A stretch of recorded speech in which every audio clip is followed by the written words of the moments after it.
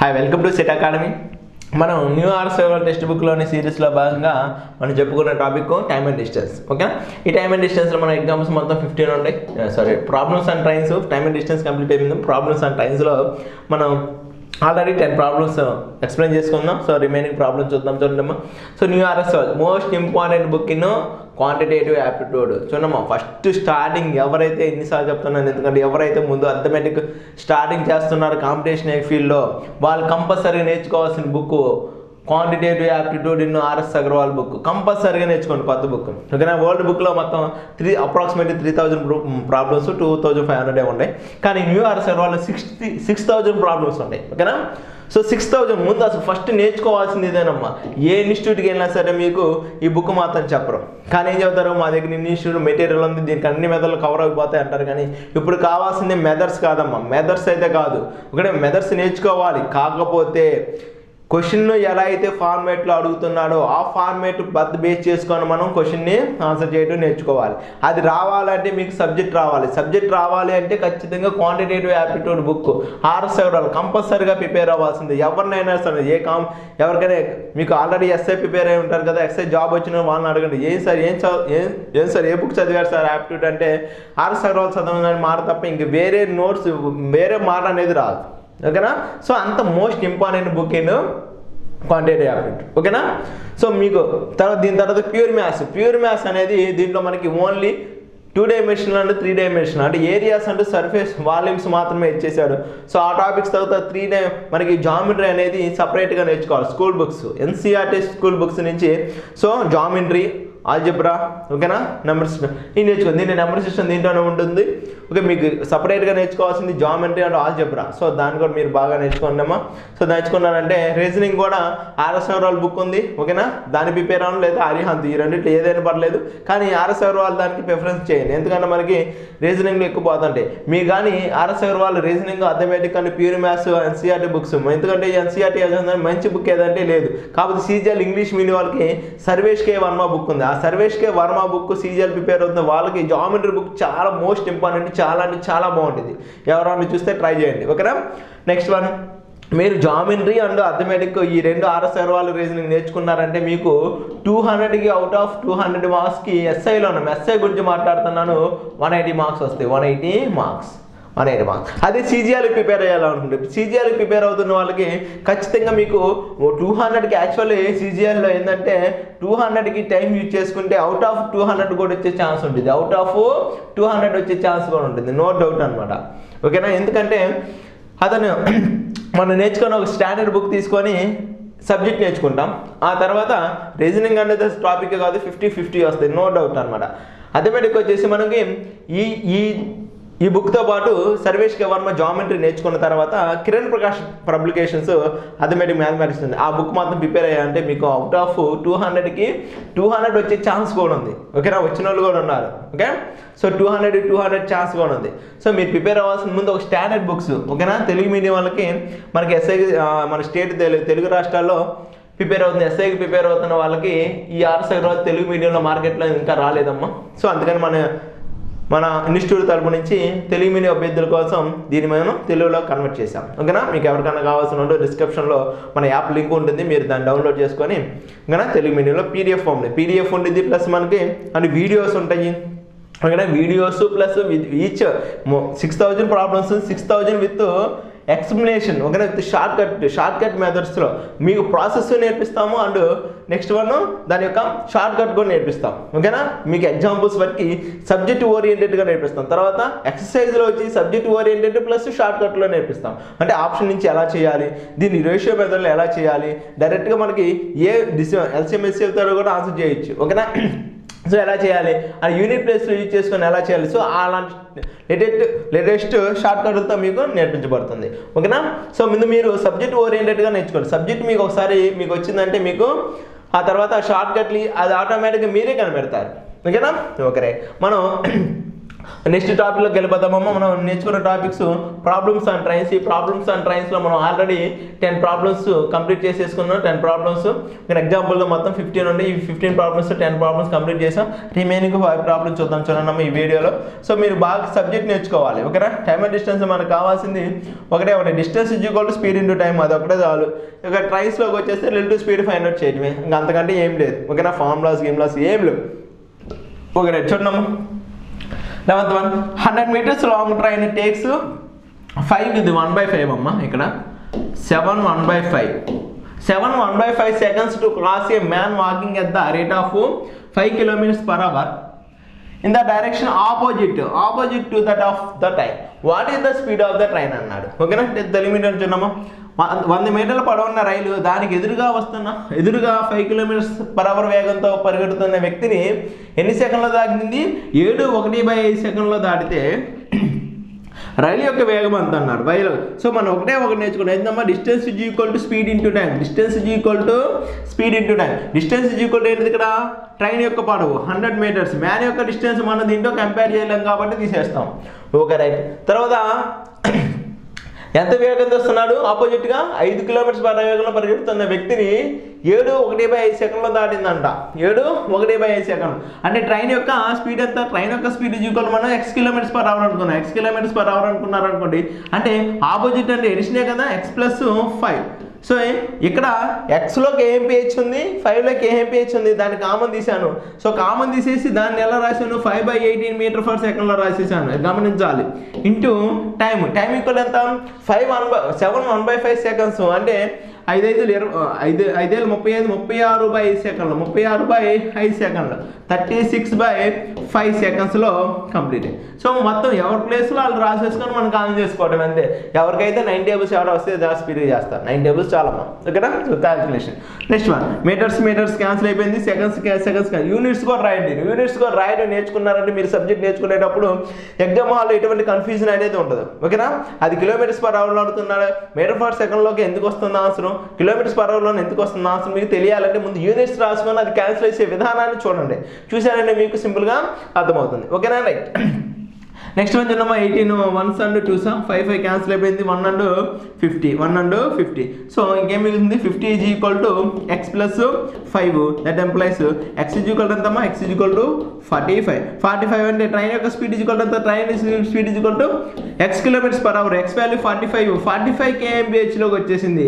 మళ్ళీ దీన్ని kmph 18/5 వేసి మళ్ళీ మార్చబాకండి, ఓకేనా.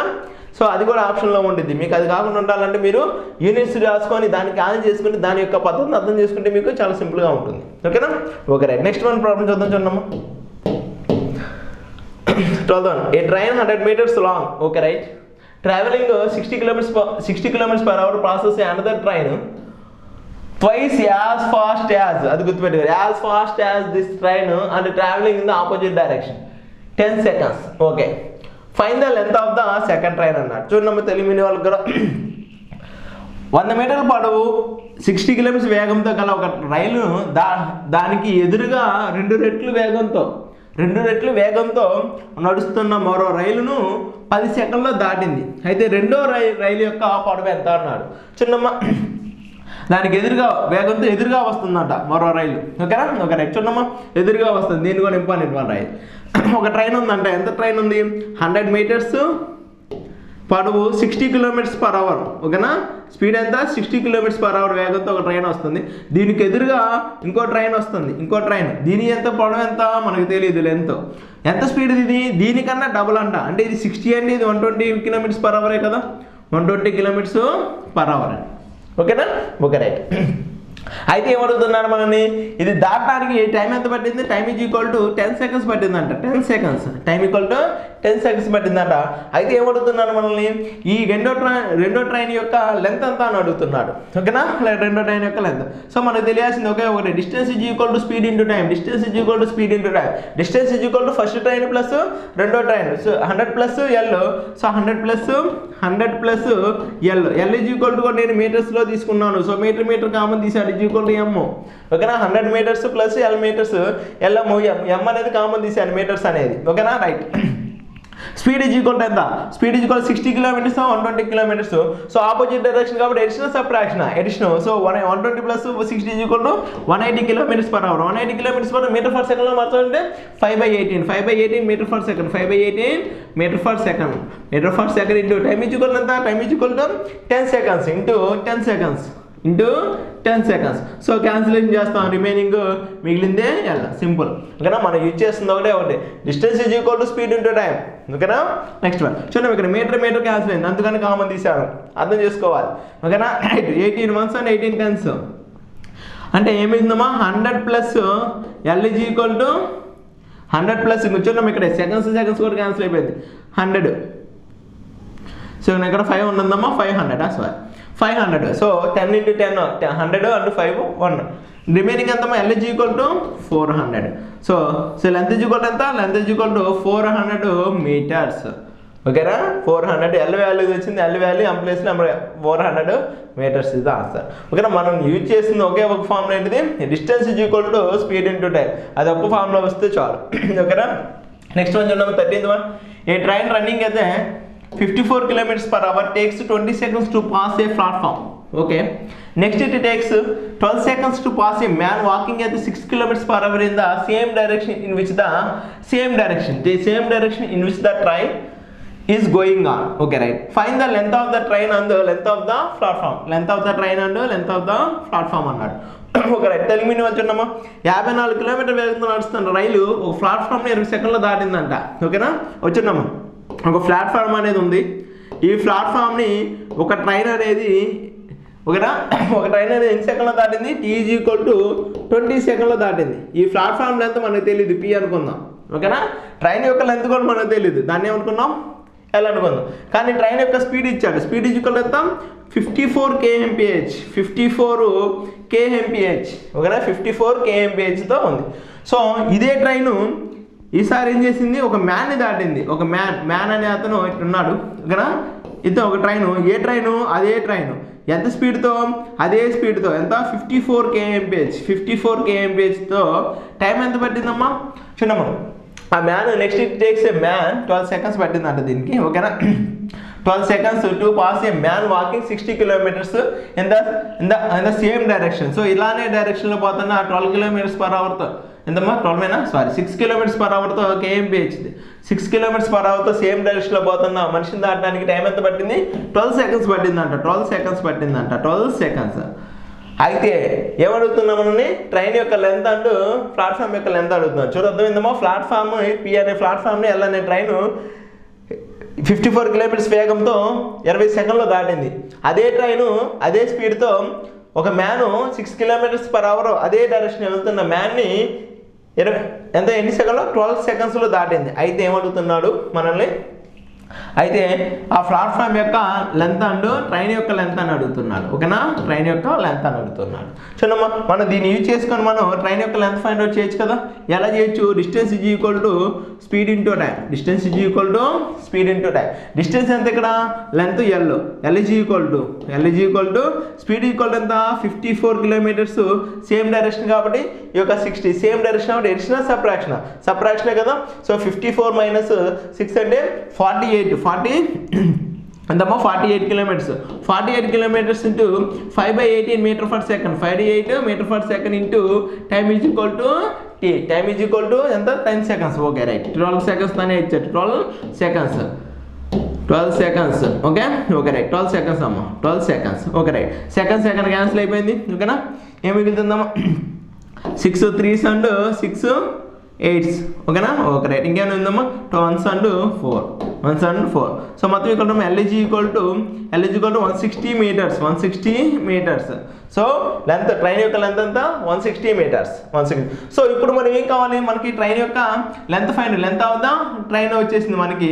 అండ్ ప్లాట్ఫామ్ లెంత్ కనుక్కోవాలి. సో ఈ కేసులో ప్లాట్ఫామ్ లెంత్ కనుక్కుందామా? ఈ కేసులో platform length distance is equal to speed into టైంలో distance is equal to speed into టైంలో distance is equal to speed into time ఉంది కదా. So distance is equal to ఎంత? లెంత్ ఎంత వచ్చింది మనకి? ఇది 160 meters. 160 meters plus P 160 plus P is is equal to speed ఎంత 54, ఎందుకంటే ప్లాట్ఫామ్ అనేది రన్నింగ్ చేయదు, ఒక దాని స్పీడ్ ఉండదు కాబట్టి 0, అంటే రిలేటివ్ స్పీడ్ తీసుకోను, ఈ యొక్క 54 మాత్రమే తీసుకుంటాం. 5/18 మీటర్ ఫర్ సెకండ్ ఇంటూ ఎన్ని సెకండ్స్ 20 సెకండ్స్ తీసుకుంది, 20 సెకండ్స్ తీసుకుంది. సో రిమైనింగ్ క్యాన్సిల్ చేస్తే సెకండ్ క్యాన్సిల్ అయిపోయింది. సో 51 అండ్ 3 క్యాన్సిల్ అయిపోయింది. So 160 plus P is equal to 5 into 100 to 300. So 300. So platform length P is equal to 140 meters. So train యొక్క length 160 meters, platform యొక్క length 140 meters. చాలా simple అనమాట.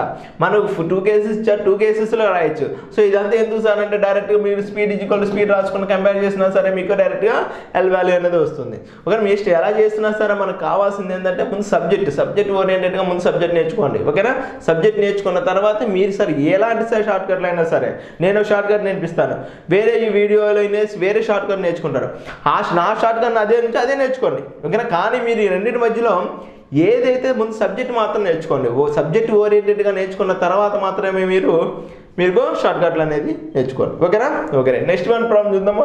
Example number 40. చూడమ్మా, a moving train 66 meters long ఉందంట. Okay, overtake another train 88 meters long moving in the same direction in 0.168 minutes. Okay, right? If the second train is moving in 30 kilometers per hour, at what speed in the first train moving అన్నాడు. Okay, right. 2 ట్రైన్లు ఉన్నాడు. ఓకేనా, compare చేస్తే సరిపోతుంది. చూడండి, మరి తెలియని వాళ్ళకి 66 మీటర్ల పొడవున్న రైలు అది ప్రయాణిస్తున్న దిశలోనే 88 మీటర్ల పొడవున్న ఇంకొక రైలును 0.168 నిమిషాలలో దాటిందంట. ఓకే, రెండో రైలు 30 kilometers per hour వేగంతో నడిస్తే మొదటి రైలు ఎంత వేగంతో నడుస్తుంది అని అడుగుతున్నాడు. ఓకేనా, ఓకే, రైట్.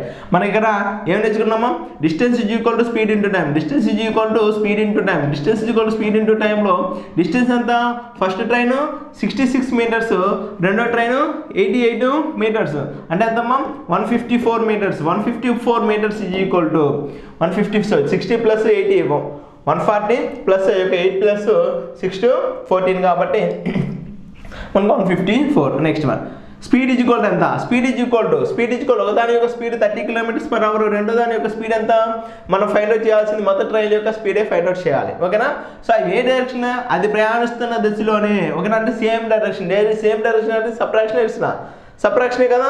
సో ఫస్ట్ దాని ట్రైన్ నాకు తెలియదు కాబట్టి ఎక్స్ డిఫరెన్స్ చేస్తాను. సో ఏది పెద్దదో ఏ స్పీడ్ నాకు తెలియదు కదా. ఓకేనా, దిశలో పోతున్నా ఇంకొక రైన్ 10 నిమిషాల నేను దాటిందంట, అంటే ఫస్ట్ దాని ట్రైన్ యొక్క స్పీడ్ ఎక్కువ అనమాట. ఓకేనా, రైట్. ఎంత మధ్య యొక్క ఫస్ట్ దాని speed 30 kilometers per hour. KMPH common తీసేసి దాని బదులు 5/18 meter per second రాసేసాను. ఎన్ని నిమిషాల్లో దాటిందంట, 0.168 నిమిషాల్లో దాటిందంట. అంటే 0.168 డివైడెడ్ బై 1000 minutesలో వచ్చింది. సెకండ్లోకి మార్చాలంటే ఇంటూ 60 చూస్తామా, ఒకేసారి రాసేసాను.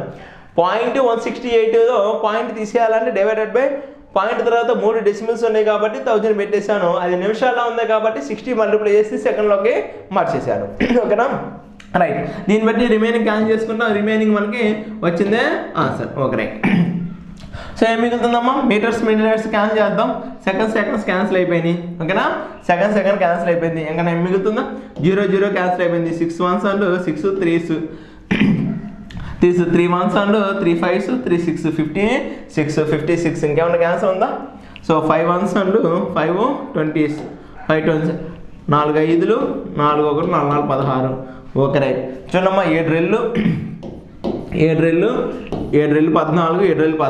ఓకేనా, 11లా.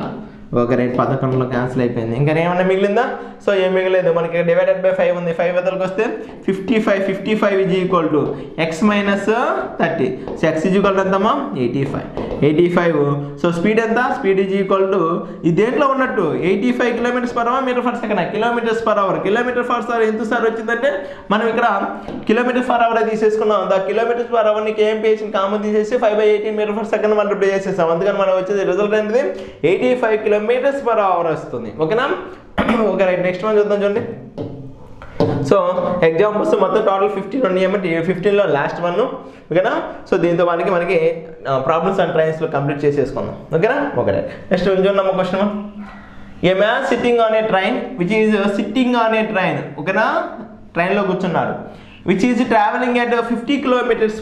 ఆ train 50 km/h observers that goods train travelling in the opposite direction takes 9 seconds to pass him అతన్ని దాటడానికి, ఓకేనా. అది గమనించాలి మీరు పదాలు.